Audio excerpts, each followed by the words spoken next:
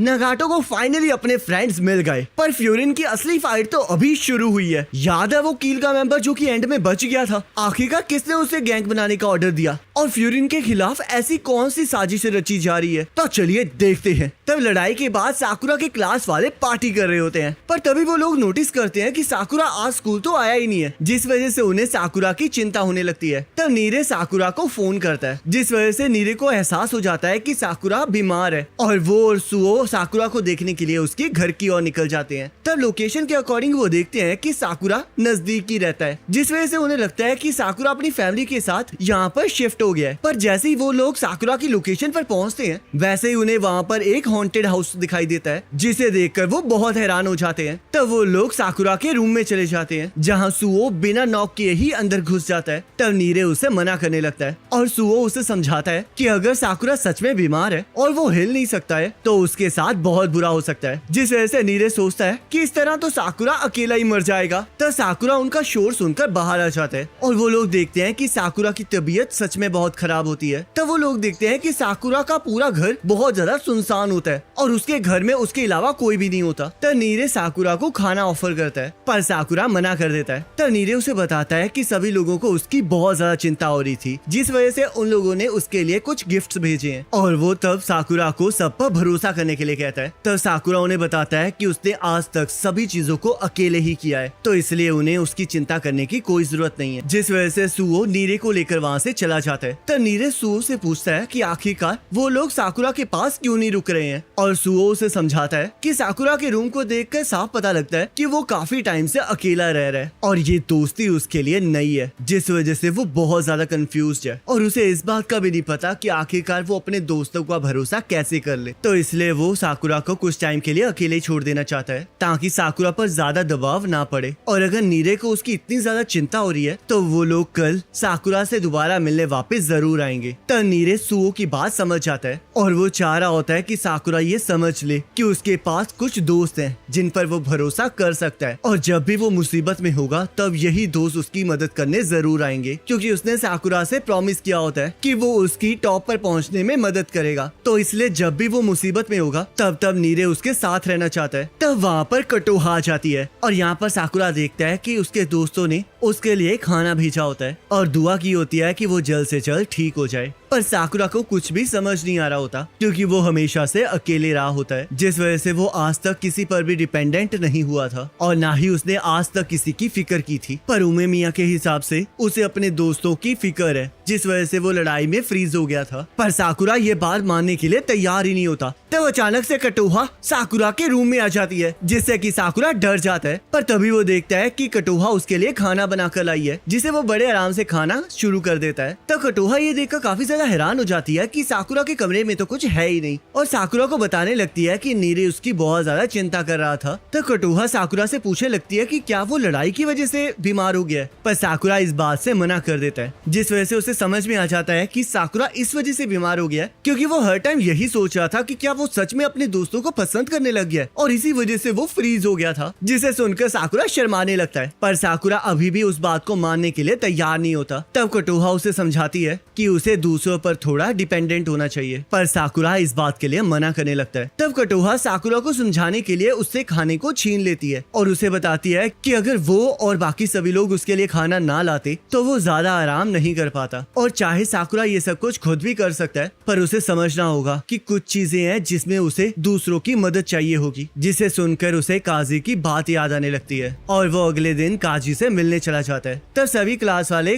काजी को चिढ़ाने लगते हैं, जिस वजह से साकुरा की तरह ही काजी शर्माने लगता है और साकुरा को लेकर कहीं और चला जाता है। तब साकुरा काजी को बताता है कि कील की लड़ाई में उसे लगा था कि शायद वो सभी लोगों को खुद ही संभाल लेगा, पर बाद में उसे सेकंड ईयर की मदद लेनी पड़ी थी, जिस वजह से उसे खुद को बहुत गुस्सा आया था। पर काजी हमेशा दूसरों पर भरोसा करता है और अपने काम को बांटता है, तो आखिरकार कैसे वो उन लोगों पर इतना भरोसा कर सकता है और आखिरकार कैसे साकुरा काजी की तरह बन सकता है। तब काजी को सोचने लगता है और एक कॉफी की बोतल को लेकर साकुरा को छत पर ले जाता है। तब काजी साकुरा को बताता है कि वो सब पर इसलिए डिपेंडेंट है क्योंकि उसे पता है कि वो सब कुछ अकेले नहीं कर सकता। पर साकुरा को ये जवाब बिल्कुल पसंद नहीं आता, क्योंकि उसे लगता है कि इस तरह तो वो अपने आप को कमजोर कह रहा है। पर काजी उसे कॉफी बोतल को दिखाकर एग्जाम्पल देने लगता है कि चाहे उस बॉटल के बाहर जो मर्जी लिखा हो, पर असल में वो एक कॉफी ही रहेगी। तो इसलिए जब कोई चीज नहीं कर सकता है और वो प्रिटेंड करता है कि वो वाली चीज कर सकता है, तो ये उसकी सबसे बड़ी गलती होती है। और साकुरा सबके सामने अपनी कमजोरी इसलिए नहीं मान रहा है क्योंकि वो डर रहा है कि कहीं सभी लोग उसे रिजेक्ट ना कर दें। तो इसलिए वो ऐसा प्रिटेंड करने लगा हुआ है जैसे कि वो सब कुछ कर सकता है। तो साकुरा को कुछ समझ नहीं आता है क्योंकि उसने काफी टाइम पहले ऐसी फीलिंग्स को त्याग दिया था और उसे लग रहा होता है कि उसके क्लास वालों ने